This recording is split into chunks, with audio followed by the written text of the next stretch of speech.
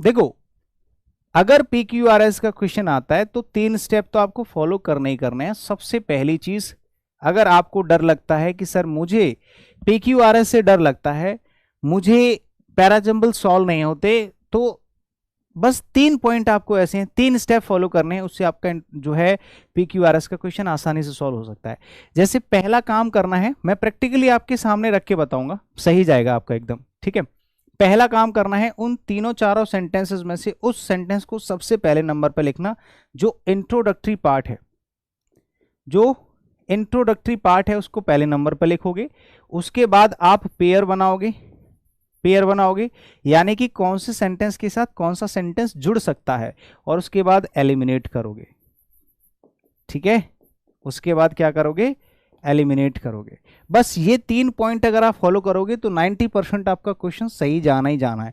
और एक और चीज जो आप लोग बहुत बड़ी गलती करते हो, अगर आपके क्लोज टेस्ट में 4 क्वेश्चन भी सही जा रहे हैं ऑन एवरेज, तो ये मान लो आपका एक अच्छा स्कोर है, इसमें टेंशन लेने वाली बात नहीं है। अगर 3 भी जा रहे हैं तो 80% तक आपका अच्छा स्कोर है। जब 2 क्वेश्चन सही हो रहे हैं बाकी 3 गलत हो रहे हैं, तब सोचने वाली बात है।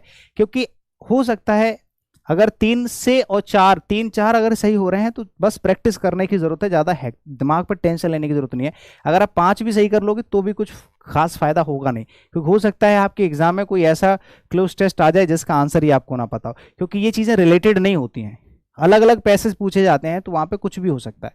तो यहाँ पे आप तीनों चीजों में से सबसे पहले देखो, एडवर्टीजमेंट जो है हमारा इंट्रोडक्टरी पार्ट हो सकता है, क्योंकि यहाँ पे एडवर्टाइजमेंट की ही बात हो रही है।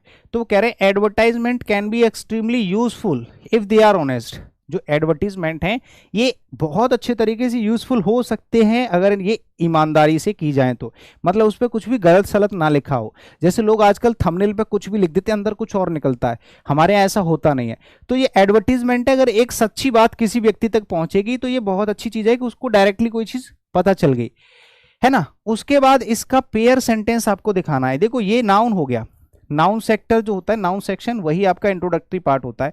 अब इसके लिए प्रोनाउन हमने लगा दिया दे। ये क्या कर सकते हैं, हेल्प कर सकते हैं। जो एडवर्टीजमेंट है ये हेल्प कर सकते हैं तुम्हारी डिसाइड करने में एक राइट प्रोडक्ट, मतलब आपके लिए कौन सी चीज अच्छी है, ये चीज डिसाइड करने में आपकी मदद कर सकते हैं।